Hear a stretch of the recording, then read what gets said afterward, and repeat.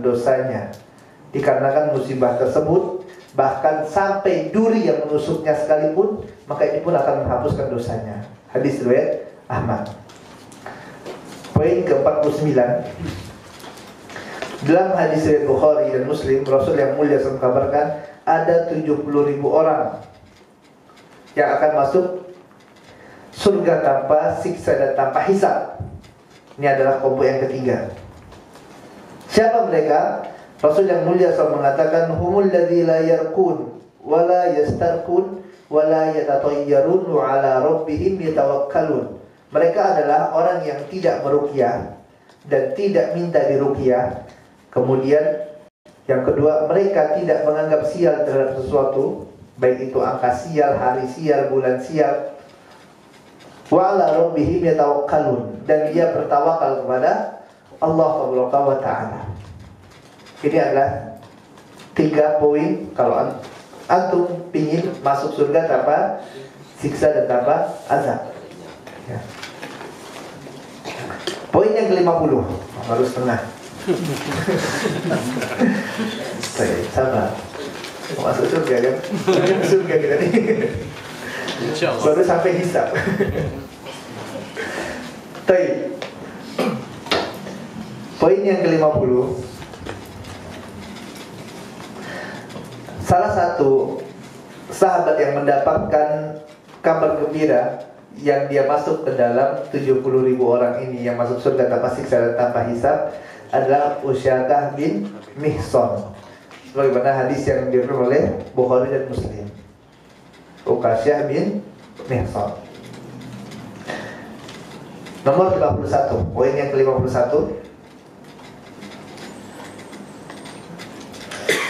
Al-Imam Ibnu Qayyim rahimahullahu ta'ala dalam kitabnya Miftah Daris Sa'adah mengabarkan bahwasanya sifat utama dari 70.000 orang yang akan masuk surga tanpa siksa dan tanpa hisab ini adalah terkumpul pada mereka tawakal. Tawakal karena tawakal mereka yang sempurna kepada Allah Taala sehingga menjadikan mereka tidak minta diruqyah, tidak minta dikai, dan tidak menganggap sial terhadap sesuatu. Mantapnya tawakal mereka kepada Rabbul Alamin, kata Imam Ibnu Qayyim rahimahullah ta'ala. Kemudian poin ke-52, manusia nanti akan menerima catatan amalan mereka. Catatan amalan mereka selama mereka di dunia. Sebagian dari mereka akan ada yang menerima catatan amalan tersebut dengan tangan kanannya, dan sebagian yang lainnya akan menerima catatan dari tangan kiri dan dari belakangnya. Poin yang ke-53. Orang yang sukses atau orang yang berbahagia adalah orang-orang yang menerima catatan amalan mereka dari tangan kanannya. Yang menerima catatan amalan dengan tangan kanan. Sebagaimana firman Allah Subhanahu wa taala, "Amma man utiya kitabahu bi yaminihi, fayaqulu ha umqra'u kitabiyah." Adapun orang yang mendapatkan catatan amal dengan tangan kanannya, maka dia akan katakan ha umqra'u kitabiyah. Ya, ini adalah catatan amalan saya. Dia Dia bangga. Dia tunjukkan pada manusia, ini catatan amalan saya ini. Mau lihat enggak? Gitu kan? Mumtaz semua gitu. Ya, senang bahagia. Enggak boleh bahagia, boleh lah. Ya, antum dapat raport nilainya tinggi aja pamer gitu kan. Apalagi catatan amalan, ini baru sukses yang sesungguhnya ya. Rapotnya, tapi kok rapotnya merah semua, sembunyi gitu kan. Sifat masa atas, anda enggak mau riak.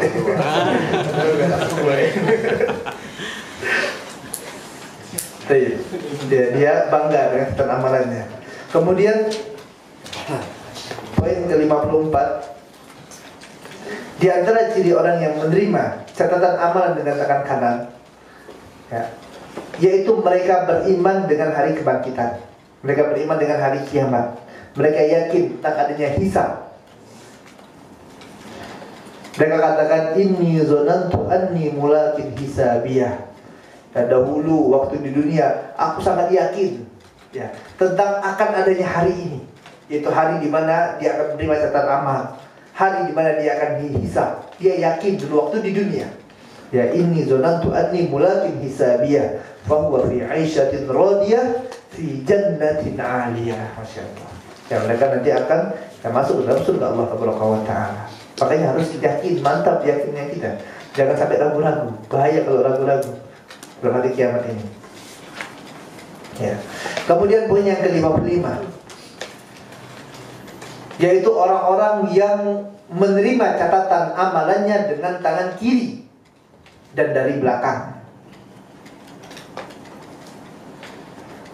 Ya, mereka dalam keadaan ketakutan melihat catatan amal keburukan mereka. Allah Taala katakan, wa amma man utiya kitabahu bishimalihi fayaqulu ya laitani lam uta kitabiyah wa lam adri ma hisabiyah.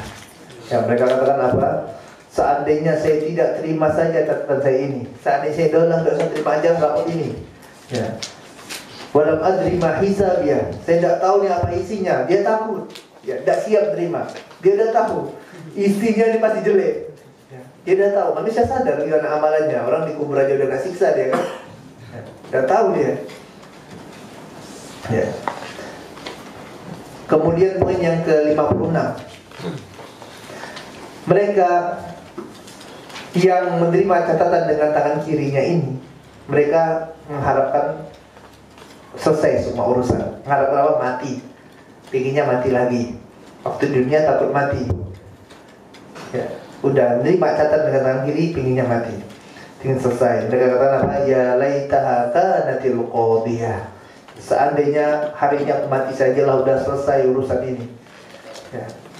Baru ingin mati gitu. Waktu di dunia takut mati. Poin yang ke-57, bagi mereka yang menerima catatan dengan tangan kirinya atau dari belakangnya, maka tidak ada gunanya bagi mereka harta mereka, tidak ada gunanya. Jabatan tidak ada gunanya. Kekuasaan tidak ada gunanya. Allah Taala katakan, ma aghna anni maliyah halaka anni sultaniyah. Tidak ada guna bagiku hartaku, katanya. Ya, tidak ada gunanya kekuasaan dan jabatan, dan tidak ada manfaatnya. Kalau udah terima catatan amalan dengan tangan kiri, udah, ya, ditinggalkan semua. Apa yang dia capek-capek upayakan di dunia dari harta kekuasaan, udah tidak ada manfaatnya. Ma'afna anni maliyah halaka anni sultaniyah. Ya. Nasallahu salamata wal afiyah. Ya, kita mohon pada Allah Taala agar tidak jadi golongan yang ini, yang menerima catatan dengan tangan kiri ini. Dan di antara ciri-ciri mereka, dahulu mereka di dunia ini, ya, orang-orang yang menerima catatan dengan tangan kiri ini, mereka sukanya apa? Foya-foya, ya, dengan keluarganya suka berfoya-foya lah, ya, pesta-pesta gitu kan. Kemudian mereka juga mendustai hari kiamat, ya.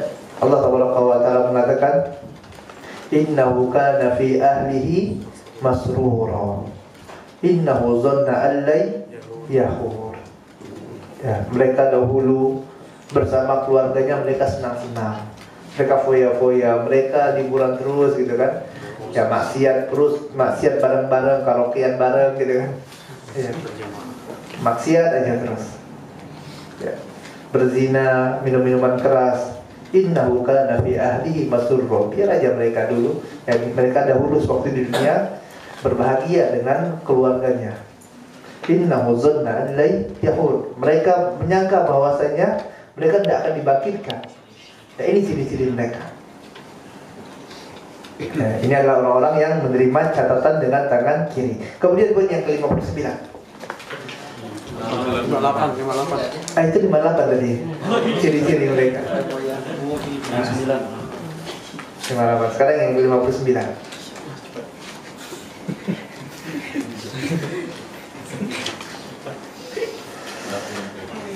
Pada hari kiamat, ya, pada masyarakat nanti ada yang namanya mizan. Setelah hisab nanti akan ada yang namanya mizan. Apa itu mizan? Mizan adalah timbangan. Dan timbangan ini memiliki dua sifat, yaitu dia sangat detail dan sangat adil. Sifatnya detail dan juga adil. Poin yang ke-60.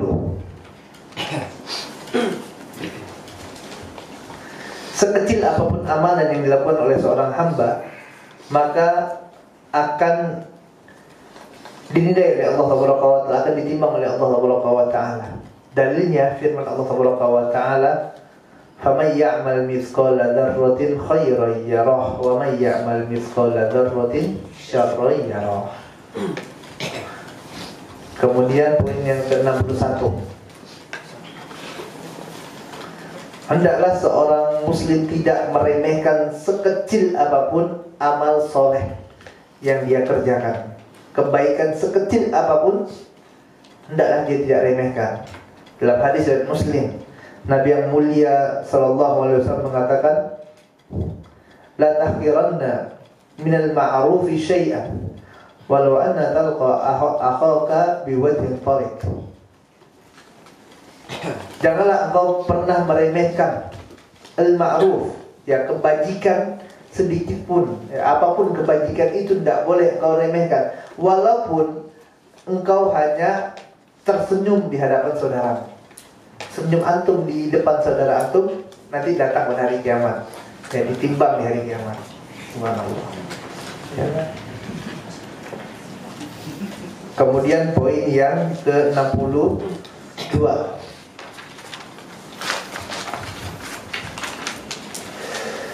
Apa yang akan ditimbang di mizan ini? Maka di sini terdapat perbedaan pendapat dari para ulama. Sebagian mereka mengatakan yang ditimbang adalah orangnya yang ditimbang. Yang kedua yang mengatakan yang ditimbang adalah amal solehnya. Yang ketiga mereka yang mengatakan yang ditimbang adalah catatan amal. Seorang beramal dicatat oleh malaikat Allah Subhanahu wa taala. Ya, ini yang akan ditimbang, kata pendapat yang ketiga.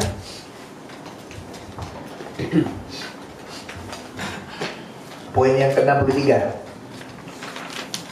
yang mengatakan amal soleh yang ditimbang. Dalilnya hadis riwayat Bukhari.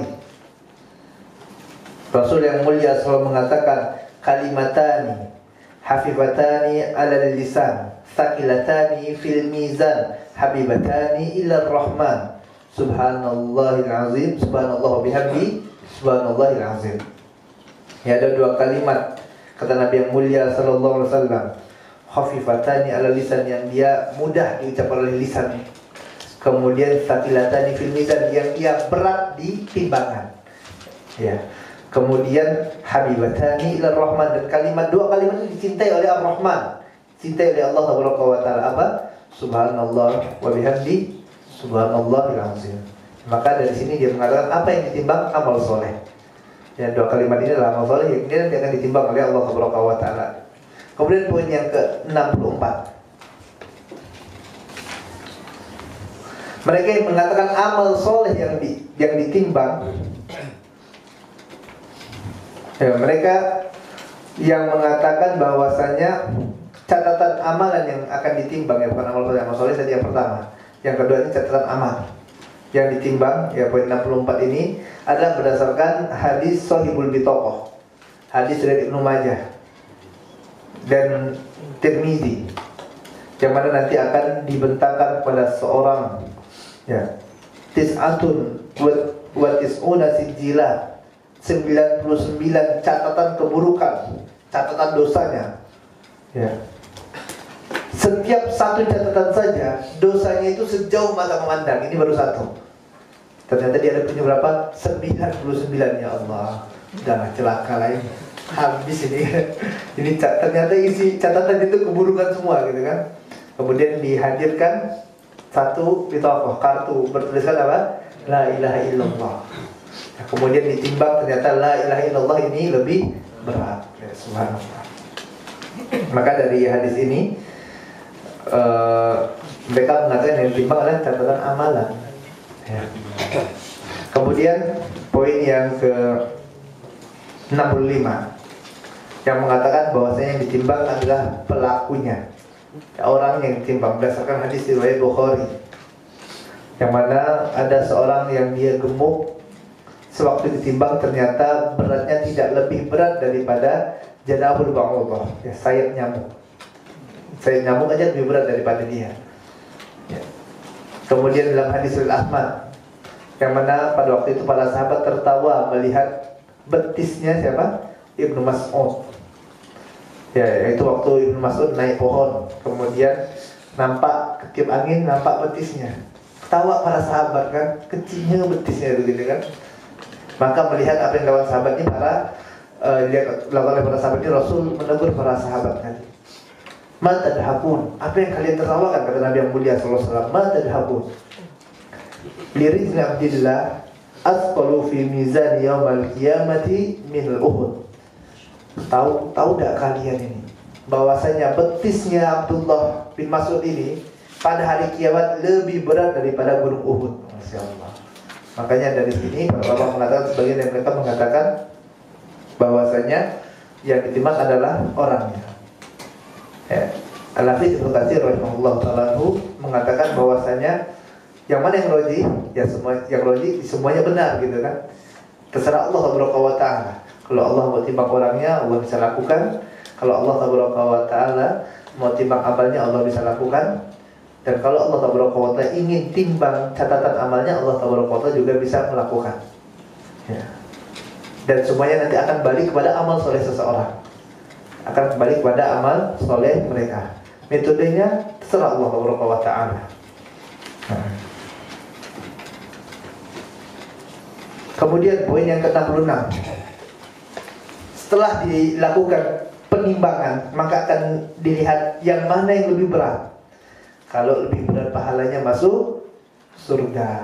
Allah Subhanahu wa ta'ala mengatakan, fa amma man thaqulat mawazinuhu fa huwa fi 'aisyatir radiyah. Poin 67, kalau yang lebih berat catatan, yang lebih berat adalah dosanya. Ya. Catatan kebaikannya ringan, maka akan masuk neraka. Ya, wa amma man khaffat mawazinu fa ummuhu hawiyah wa ma adraka ma hiya narun hamiyah. Poin 68, jika beratnya sama, maka mereka berat, kebaikan sama keburukannya sama. Ini gimana? Maka inilah yang disebut dengan ashabul a'raf, ya, yang Allah sebutkan dalam Quran surah Al-A'raf ayat 46. Jadi ada nanti orang yang timbangan kebaikan dan keburukannya sama beratnya. Mereka adalah ashabul a'raf. Poin 69, ashabul a'raf ini yang sama antara catatan kebaikan dan catatan keburukannya ini sama beratnya, maka ujung-ujungnya nanti dia akan juga masuk ke dalam surga Allah Subhanahu wa ta'ala, ya, yang mana rahmat Allah Subhanahu wa ta'ala mendahului kemurkaannya. Tapi lama nunggunya gitu kan. Janganlah jadi ashabul a'raf ya. Kalau bisa langsung masuk surga. Kalau bisa lagi tidak usah dihisap, tidak usah diasap, langsung aja masuk surga, tidak usah dihisap lagi ya.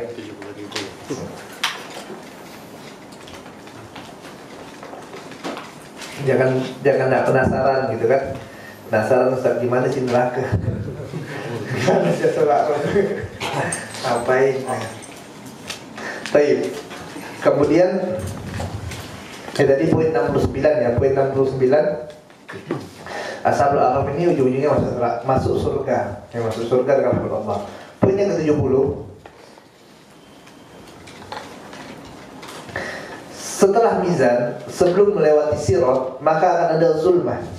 Apa itu zulmah? Kegelapan. Semuanya jadi gelap. Ya, kemudian setelah itu barulah akan diperintahkan melewati sirat. Ya, habis mizan baru melewati sirat. Dan sebelum itu ada zulmah dulu, kegelapan, gelap semuanya. Poin yang ke-71, apa itu sirat? Sirat adalah jembatan.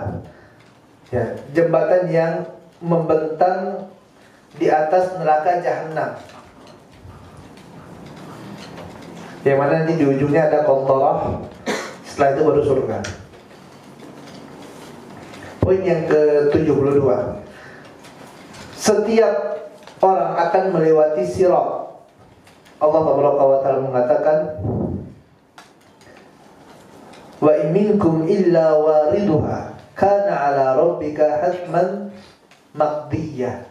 Dan tidak ada seorang pun dari kalian melainkan kalian akan mendatangi neraka tersebut. Dan hal itu bagi Allah Taala Rabb kalian adalah suatu kemestian yang sudah ditetapkan. Quran surah Maryam ayat 71.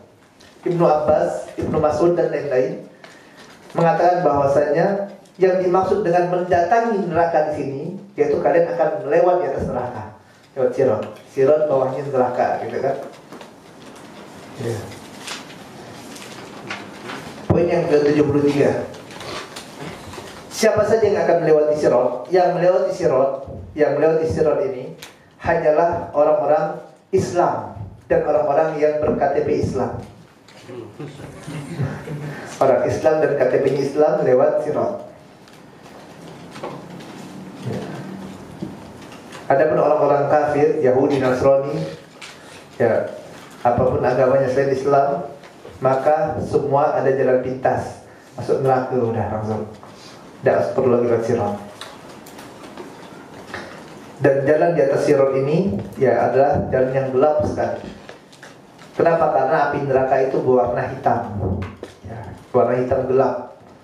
Ini hitam saking panasnya, apinya jadi warna hitam. Kemudian poin yang ke-74. Sewaktu melewati sirat tadi, orang-orang muslim akan mendapatkan cahaya dari Allah Taala. Dan cahaya mereka ini berbeda-beda, tidak sama antara satu muslim dengan muslim yang lainnya. Allah Taala mengatakan, Yauma taral mu'minina wal mu'minati yas'a nuruhum baina aydihim wa bi aymanihim. Dalam surah Al-Hadid, pada hari itu engkau akan melihat orang-orang mukmin, cahaya mereka menerangi di hadapan mereka dan di sebelah kanan mereka. Al-Hadid ayat 12. Ibnu Mas'ud radhiyallahu ta'ala mengatakan, mereka melewati sirat sesuai dengan tingkat amalan mereka masing-masing. Sesuai dengan amalan mereka. Di antara mereka ada yang cahayanya seperti gunung, besar cahayanya, seperti gunung. Sebagian mereka ada yang cahayanya hanya seperti pohon, lumayan besar pohon. Sebagian dari mereka ada yang cahayanya setinggi orang berdiri. Yang paling sedikit cahayanya sebatas menerangi kakinya, di tempol kakinya. Sebagian kakinya aja yang diterangi. Kemudian sesekali nyala, sekali padam. Sekali nyala sudah sedikit cahayanya, ya, kedip-kedip begitu kan. Hidup mati.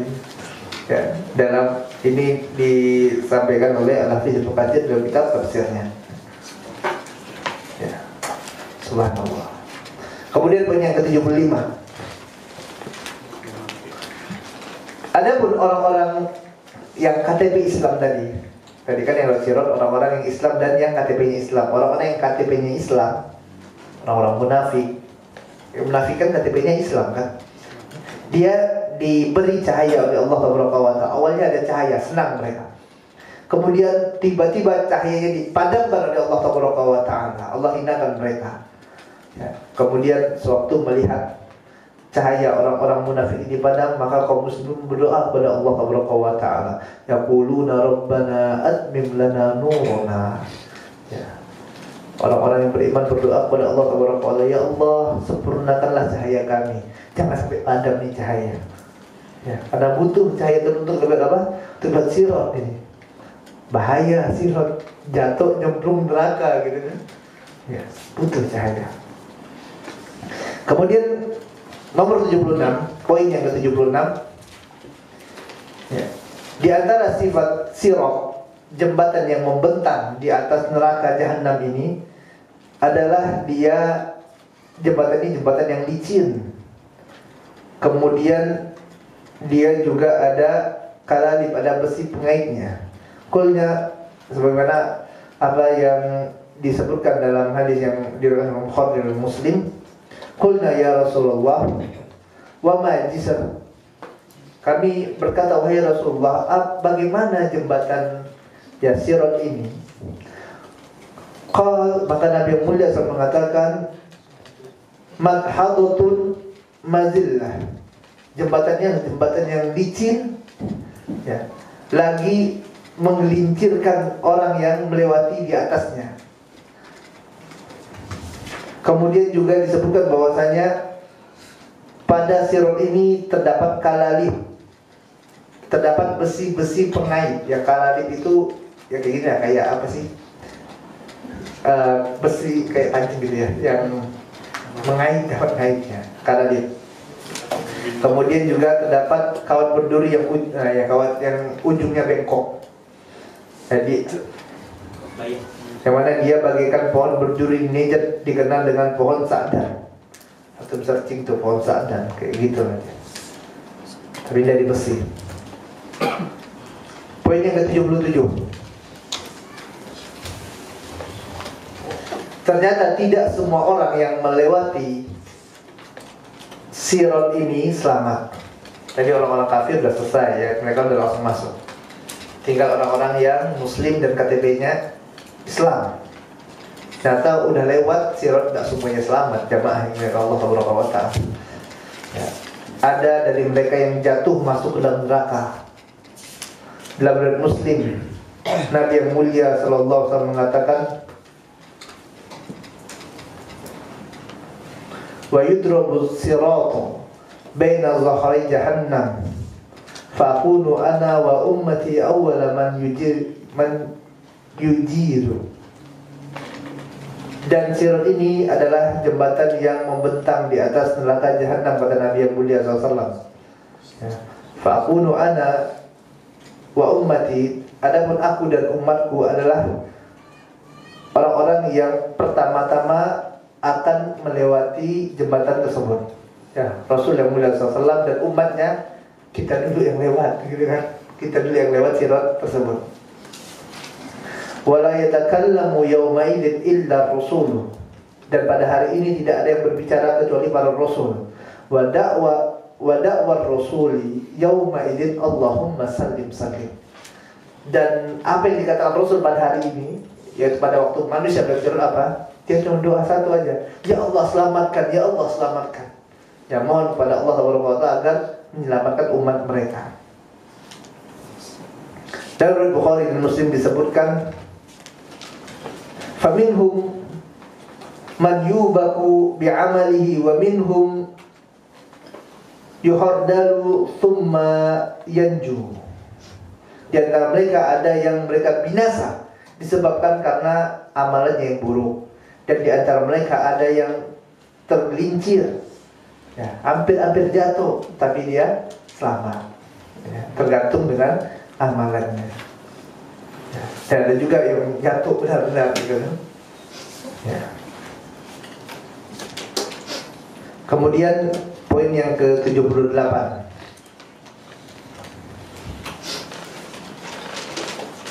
Keadaan orang-orang yang beriman dalam melewati Sirat ini, dalam hadis riwayat Muslim disebutkan, mereka ada yang melewati Sirat secepat kilat, ada yang melewati Sirat seperti angin, ada yang melewati Sirat seperti burung, dan seperti kuda yang berlari kencang.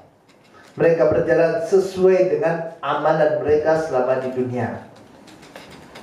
Nabi kalian waktu itu berdiri di atas Sirat sambil berkata, ya kata Rasulullah mulia SAW, Allahumma sallim sallim, ya Allah selamatkan, ya Allah selamatkan, sampai ya seorang hamba yang lemah amalannya, yang amalnya sedikit, sehingga datang seorang lalu dia tidak bisa melewati Sirat tersebut kecuali dengan neraka. Sampai ada nanti yang lewat sampai ke ujung Sirat dalam keadaan dia merangkak, kemudian udah luka-luka gitu kan, tapi tidak masuk neraka, masih selamat. Ini adalah orang yang dia suka melakukan kemaksiatan, akan tapi maksiatnya tidak menjadikan dia masuk ke dalam neraka. Dia cuma disiksa waktu lewat sirot itu aja, kena kalah, udah luka-luka, melangkah gitu kan, tapi selamat. Ya, ini kata para ulama, orang yang mereka melakukan kemaksiatan tapi maksiatnya tidak sampai menyebabkan dia masuk ke dalam neraka Allah. Kemudian poin yang ke-79,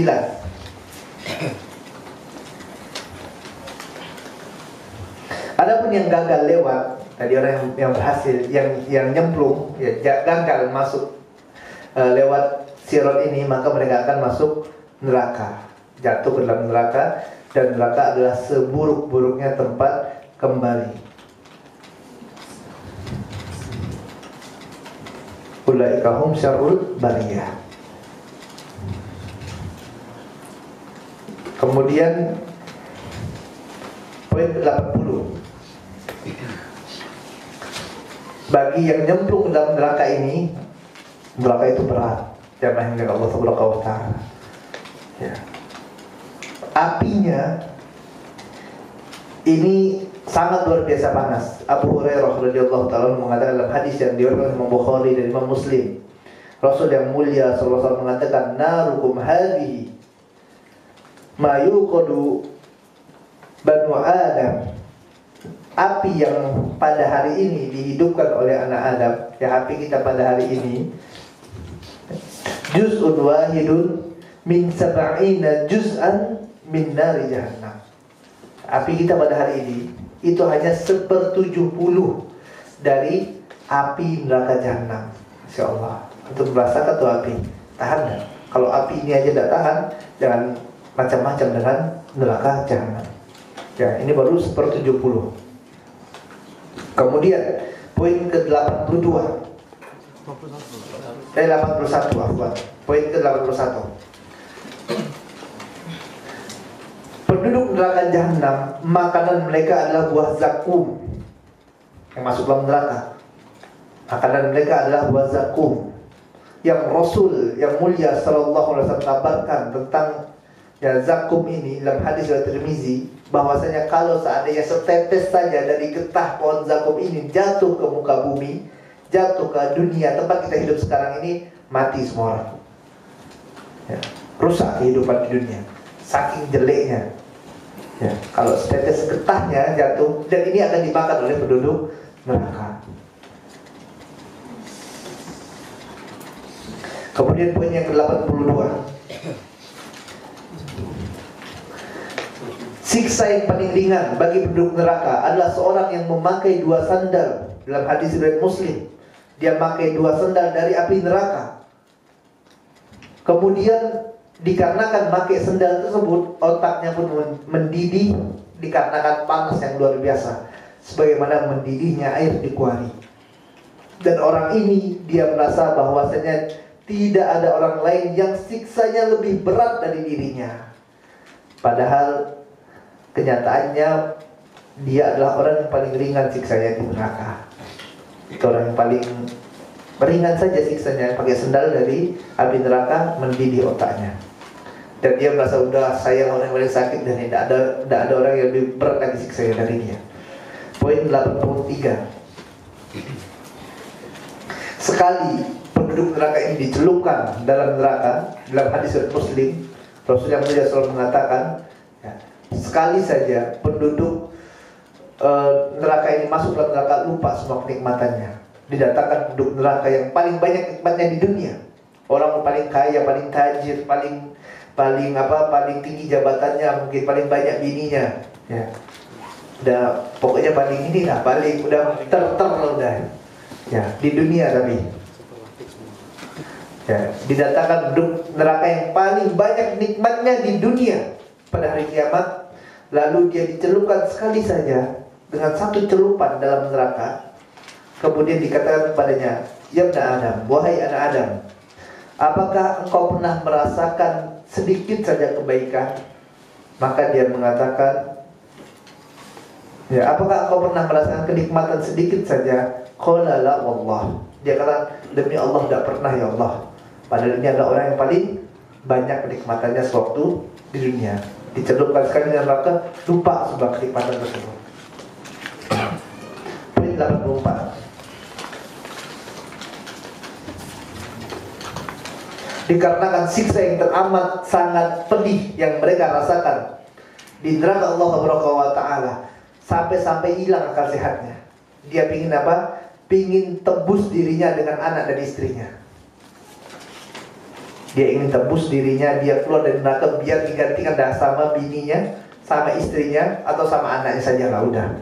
Padahal di dunia sayang luar biasa. Di dunia cinta sama istri, di dunia sayang sama anak-anak. Masuk neraka udahlah gantikan lah, ya kan? Allah Subhanahu wa taala mengatakan, yubassarunahum yawaddul mujrimu law yaftadi min adzab yawma idin bibani wa sahibatihi wa akhihi wa fasilatihi allati tuwi wa man fil ardi jami'an thumma yunji kalla innaha lazu, kata Allah Subhanahu wa taala. Bahkan bukan ya cuma dengan anak istrinya saja gitu kan, bahkan dengan keluarganya, orang-orang terdekatnya, orang yang sama ini bantu dia, siapapun kok bisa gantikan dia. Wa man fil ardi jami'an, bahkan kok perlu semua orang yang ada di dunia masuk neraka, dia keluar dari neraka. Tidak benar gitu ya. Kalau bisa, wa man fil ardi jami'an, dan semua orang yang ada di bumi ini masuk neraka untuk gantikan dia biar dia bisa keluar dari neraka. Tsumma yunji, kemudian dia bebas gitu kan. Kalla, sekali kan tidak, kata Allah Subhanahu wa taala. Tidak bisa kayak gitu. Ya. Ini apa? Kerasnya siksa neraka. Sampai hilang akal sehat orang. Ya. Bahkan dia mau nebus dirinya dengan semua yang ada di dunia. Tadi dengan orang-orangnya. Sekarang kalau seandainya dunia ini milik dia adalah pemilik dunia ini, kemudian dia bisa menembus dirinya dengan dunia, maka akan dia lakukan. Ya, maka akan dia lakukan. Dalam hadis riwayat Bukhari dan Muslim, Rasul yang mulia SAW, poin 85. Dalam hadis riwayat Bukhari dan Muslim, Rasulullah SAW mengatakan, dikatakan kepada seorang penduduk neraka yang paling ringan azabnya, ya di hari kiamat, ini yang paling ringan azabnya, seandainya engkau memiliki ya seluruh pembendaharaan dunia, ya semua yang ada di dunia, yang ada di bumi ini semuanya adalah milik engkau, yang dengannya akan engkau gunakan untuk menebus dirimu dari neraka Allah Subhanahu wa taala. Apakah akan engkau ganti? Apakah akan engkau berikan? Ya, semua bumi ini isi-isinya punya antum semuanya, orang-orangnya anak buah antum semuanya. Ya, punya kamu semuanya. Kalau seandainya ditukar, konsekuensinya kamu keluar dari neraka, mau enggak? Maka dia menjawab, "Na'am, benar mau wahai Allah."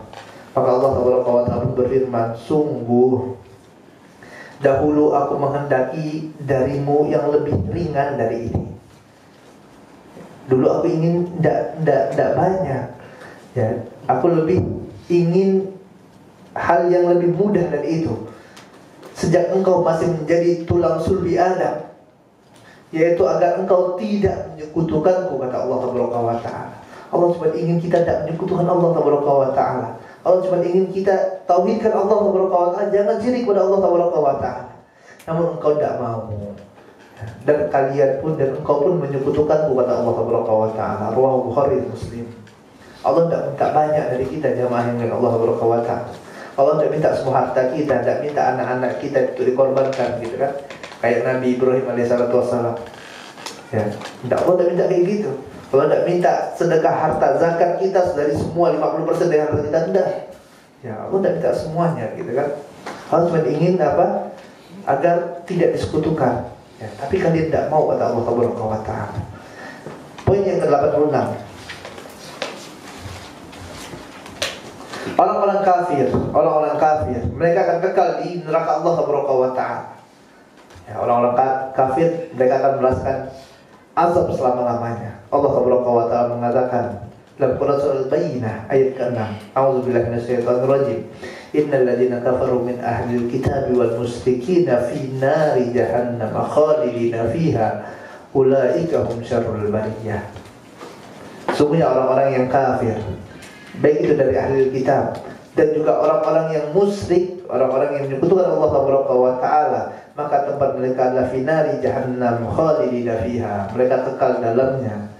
Ya ulaika hum syarrul bariyah, dan mereka adalah seburuk-buruknya makhluk. Siapa makhluk yang paling buruk ini masuk neraka? Orang-orang kafir sama orang-orang yang menyekutukan Allah Subhanahu wa taala. Inilah seburuk-buruk makhluk, kata Allah Subhanahu wa taala dalam Quran surah Al-Bayyinah ayat ke-6. Ya, antum semua dapat. Poin ke-87. Poin 87. Adapun seorang muslim yang di dalam hatinya terdapat tauhid kepada Allah Subhanahu wa taala, ya, yang dia ada pada dirinya la ilaha illallah, maka dia nanti akan dikeluarkan dari neraka tersebut. Kalau masuk neraka tidak akan kekal. Rasul yang mulia sallallahu alaihi wasallam mengatakan tentang hadis yang panjang membahas tentang syafaat. Nabi yang mulia sallallahu mengatakan dalam hadis Bukhari dan Muslim dari sahabat yang mulia Anas bin Malik radhiyallahu taala anhu,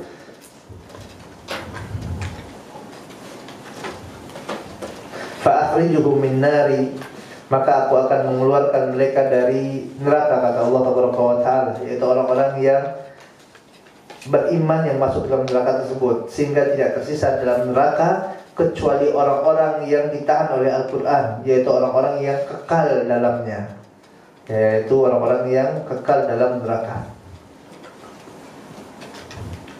Adapun orang-orang muslim mukmin, dia akan keluar dari neraka tersebut. Poin ke-88.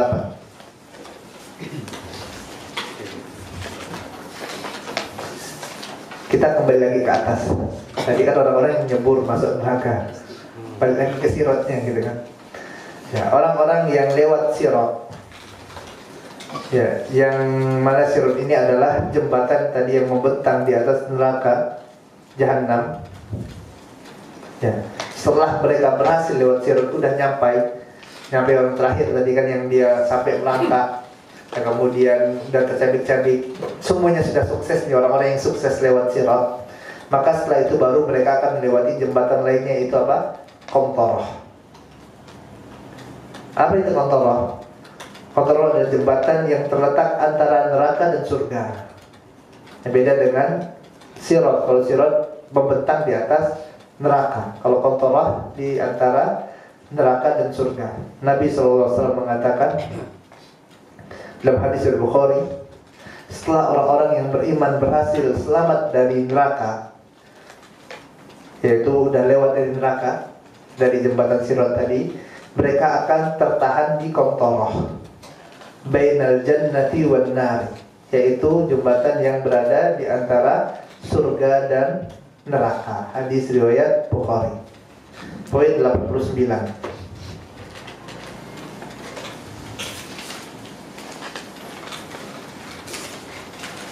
Ya, poin 89 ini harusnya poin 88 ya, tapi tidak apa. Poin 89, Nabi yang mulia SAW mengajarkan kita doa untuk senantiasa berlindung dari neraka Allah Subhanahu wa taala di setiap penghujung salat sebelum salam.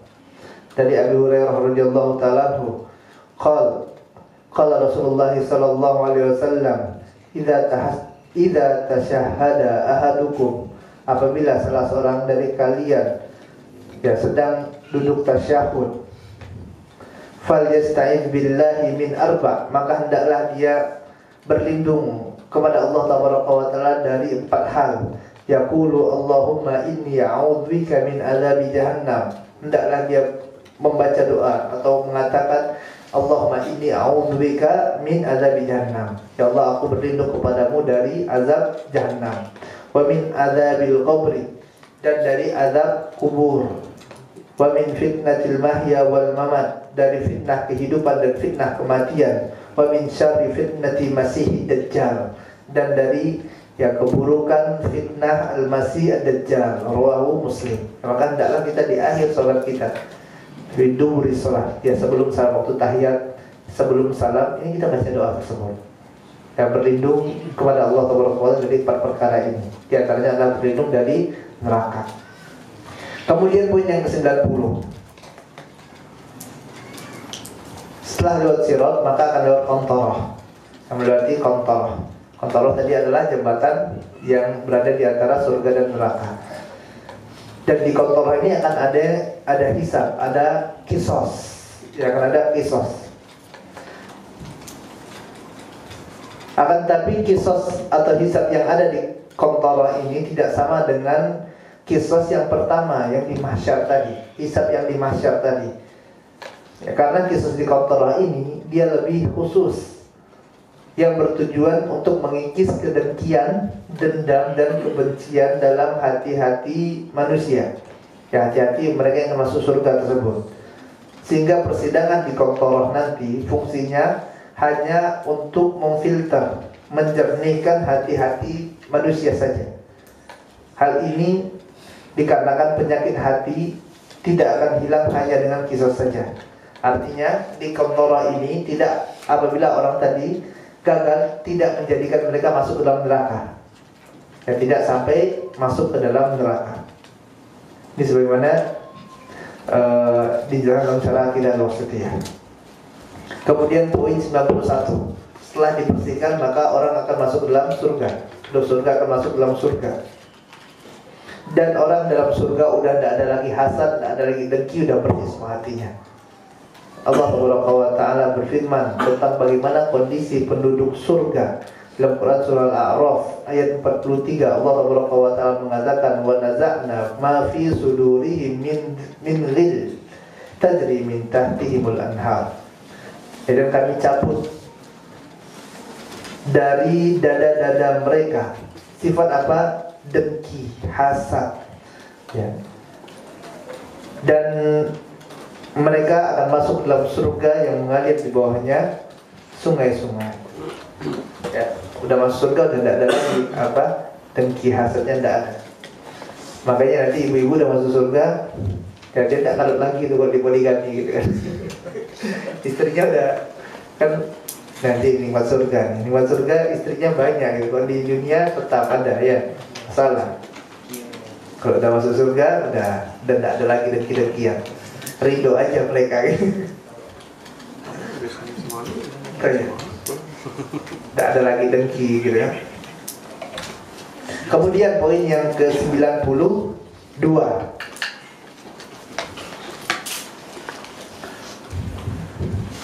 seseorang yang akan masuk surga, dia telah mengetahui rumah mereka di surga.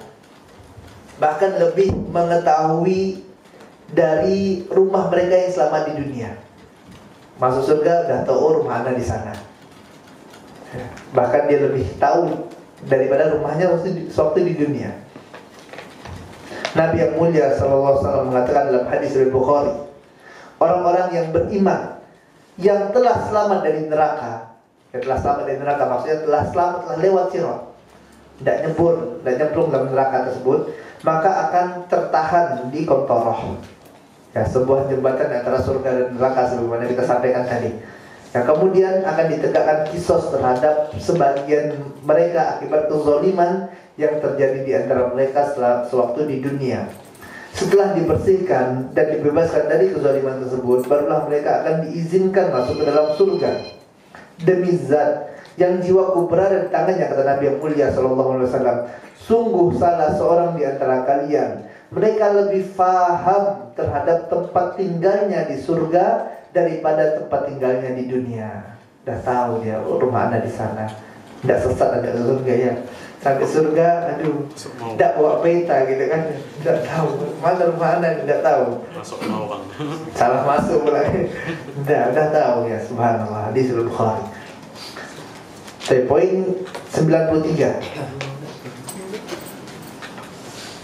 Dan yang pertama masuk ke surga siapa? Rasul yang mulia sallallahu alaihi wasallam, Muhammad sallallahu alaihi wasallam. Rasulullah sallallahu alaihi wasallam bersabda dalam hadis riwayat Muslim, aku mendatangi pintu surga pada hari kiamat, lalu aku minta dibukakan pintu surga tersebut. Maka penjaga surga berkata, Man siapa engkau? Lalu aku menjawab, Muhammad, ya, aku adalah Muhammad. Maka malaikat penjaga pintu surga tersebut pun mengatakan, aku diperintahkan dengan sebab engkau, dan aku tidak akan membuka pintu surga tersebut untuk seorang pun sebelum engkau. Ya, tidak ada orang yang masuk surga sebelum Nabi yang mulia sallallahu alaihi wasallam. Ya. Kemudian poin 94. Ada apa saja sih di surga? Singkatnya, dalam surga itu ada berbagai macam bentuk kenikmatan melebihi ekspektasi kita.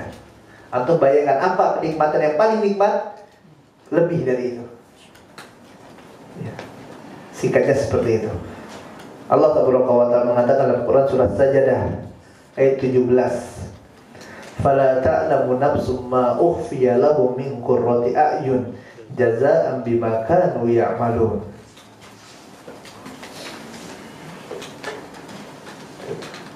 Dan lagi ya, coba cepat. Kita lagi. 6 poin lagi. 6 poin lagi. Udah sampai surga dah. Alhamdulillah.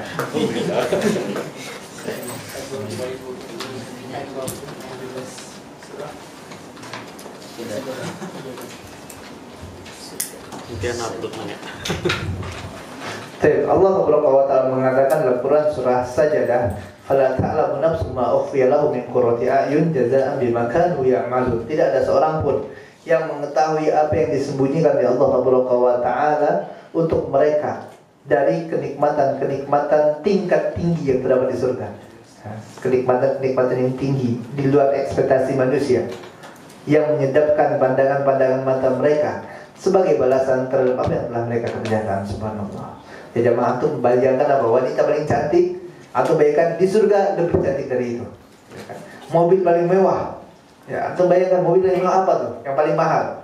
Di surga lebih lagi, lebih mewah. Istana paling cantik, antum lihat, istana paling megah. Di surga istananya jauh lebih megah. Subhanallah. Ya, buah makanan paling enak apa? Yang paling antum suka? Di surga lebih enak lagi. Olahraga yang paling antum suka apa gitu kan? Suka main bola. Di surga lebih indah lagi main bolanya. Allah nggak tahu gimana. Main futsal, suka main futsal.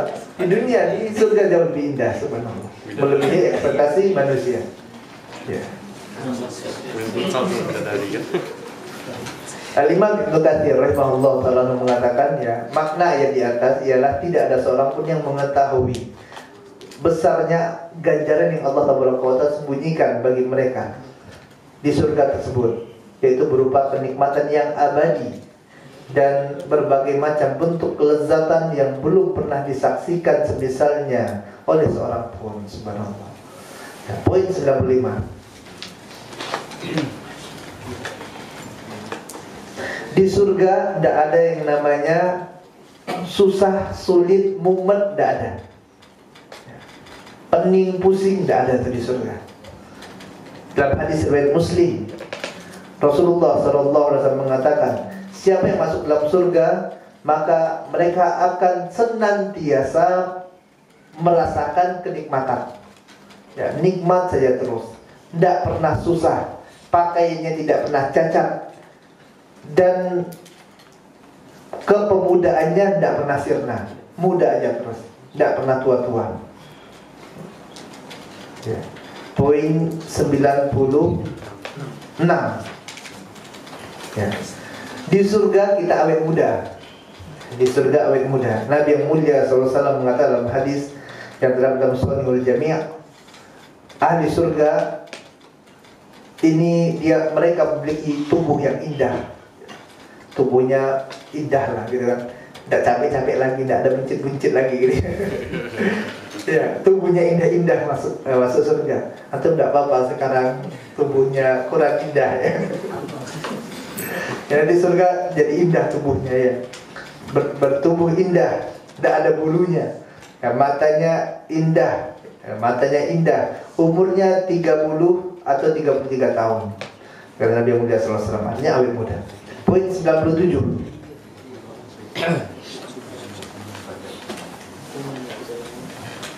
Orang yang masuk ke dalam surga akan merasakan kenikmatan, ya, kenikmatan air susu, air arak, kemudian madu, ya. Sebagaimana firman Allah Ta'ala dalam Quran surah Muhammad ayat 15. Surah Muhammad ayat 15 yang artinya perumpamaan penghuni surga yang dijanjikan kepada orang-orang yang bertakwa, yang dalamnya dalam surga itu terdapat apa? Sungai-sungai dari air yang tidak berubah rasa dan baunya. Sungai-sungai dari air susu yang tidak berubah rasanya. Sungai-sungai dari khamar, ya, dari arak yang lezat rasanya. Dan bagi peminumnya, ya, kelezatan bagi orang yang meminum airnya. Dan sungai-sungai dari madu, ya, dan sungai-sungai dari madu. Poin 98. Poin 98. Di surga, ya, antum akan punya istri-istri yang cantik jelita. Di dunia susah mau kawinnya. Sedang tidak lama, bentar insyaallah. Ya, di surga nanti antum punya istri-istri, banyak lagi istri-istri yang cantik jelita, ya, istri-istri yang suci, disucikan oleh Allah Subhanahu wa taala. Ya, Ibnu Abbas radhiyallahu taala mengatakan yang dimaksud dengan suci di sini adalah suci dari noda dan kotoran. Rasulullah SAW pernah berkata tentang wanita surga, yang mana apabila seandainya seorang wanita surga muncul ke dunia, maka dia akan menyinari antara bumi dan langit, subhanallah, dan akan memenuhi, ya, harumnya mereka ini, harumnya satu saja wanita surga ini, dia akan baunya tercium antara bumi dan langit. Dan sungguh kerudungnya saja dari bidadari surga ini lebih baik daripada dunia dan seisinya. Masya Allah. Ya, padahal jamaah yang Allah berkata, ini hadis riwayat Bukhari. Ini hadis riwayat Bukhari. Ya, padahal kita tahu di antara isi dunia ini ada apa? Ada akhwat-akhwat dunia yang cantik-cantik gitu kan. Ya, ini kan isi dunia gitu kan. Akan tapi ternyata kecantikan wanita-wanita dunia tidak ada apa-apanya. Tidak ada apa-apanya. Ya, masih kalah dengan apa? Dengan kerudung bidadari saja kalah. Ya. Baru kerudungnya ini, belum wajahnya, insyaallah. Ya, belum wajahnya. Santai gitu. Hilang kantuk ya, ya Mas Bidadari. Segar semua udah. Nah, subhanallah. Poin ke-99. Dan puncak dari segala macam kenikmatan tersebut, jamaah yang Allah Subhanahu wa taala. Tadi kita katakan di surga itu, ya, antum akan mendapatkan kenikmatan di luar ekspektasi antum. Kemudian nanti akan minum khamar, minum madu, memiliki istana-istana. Bahkan disebutkan para malaikat kalau ingin bertemu dengan penduduk surga ini harus izin dulu, tidak sembarangan. Ya, kemudian nanti penduduk surga ini juga akan memiliki pelayan-pelayan, ya, dari apa? Anak-anak, ya. Anak-anak yang masih muda-muda, gitu kan, pelayan-pelayannya. Malaikat saja mau datang harus izin dulu. Ya, kemudian nanti ada istri-istri, ya, azwaj mutahharah, istri-istri yang suci. Ini kenikmatan-kenikmatan, dan ternyata di sana Allah SWT siapkan kenikmatan yang paling besar, lebih nikmat-nikmat tersebut. Ya. Puncak dari segala macam kenikmatan yang Allah SWT siapkan itu apa? Melihat wajah Allah SWT. Subhanallah. Ya, semoga Allah SWT anugerahkan kita kenikmatan tersebut. Sebagaimana diriwayatkan oleh Imam Muslim dari Suhaib bahwa Nabi yang mulia sallallahu alaihi wasallam bersabda, ketika penduduk surga telah dimasukkan oleh Allah Taala ke dalam surga Allah Taala, yang mereka penduduk surga sudah masuk dalam surga, maka penghuni surga tersebut akan menyeru, akan diseru penduduk surga tersebut, wahai penduduk surga, sesungguhnya Allah Taala mempunyai suatu janji untuk kalian. Ya, Allah Taala sudah menjanjikan. Sekarang ya sudah tahu. Ya, Allah pernah menjanjikan bagi kalian, ya, di mana, ya, saat ini Allah Taala ingin menunaikan janjinya. Ya, Allah Taala ingin menunaikan janji yang dulu pernah Allah Taala sampaikan kepada kalian. Mereka lantas berkata, janji apa lagi gitu kan? Ini udah ada bidadari gitu kan, udah ada istana, Apalagi yang kurang, udah lupa, udah kena banyak sekali kenikmatannya. Apalagi yang kurang, rasanya udah semua gitu kan. Ya, apalagi ya, janji apa lagi itu? Bukankah Allah Taala telah memberikan kepada kita ya timbangan-timbangan kita. Ya udah dimudahkan pada waktu jadi mizan. Kemudian Allah Taala telah selamatkan sewaktu melewati sirat. Bukankah Allah Taala telah masukkan kita ke dalam surga dengan segala macam bentuk kenikmatannya, ya. Dan Allah Taala telah selamatkan kami dari neraka. Janji apa lagi yang belum ini? Ya. Maka Allah Taala menyingkap hujabnya. Ya, Allah Taala menyingkap tabirnya sehingga mereka melihat wajah Allah Taala. Wallahi, demi Allah, ya, Allah belum pernah memberikan sesuatu pun yang lebih mereka cintai dan menunjukkan pandangan mereka daripada melihat wajah Allah Taala ini. Hadis riwayat Muslim. Subhanallah. Ini adalah kenikmatan, puncak kenikmatan yang Allah Taala berikan bagi penduduk surga. Oleh sebab itu jamaah yang melihat Allah Taala, ya, hendaklah kita senantiasa berdoa, memohon kepada Allah Taala. Nabi yang mulia mengajarkan kepada kita untuk memohon agar dapat melihat wajah Allah Taala. Allahumma inni as'aluka ladzatan nazari ila wajhi. Ya Allah, hamba memohon kepadamu, memohon kelezatan untuk dapat melihat wajahmu ya Allah. Ini dibaca doa ini. Poin yang terakhir, yang ke-100.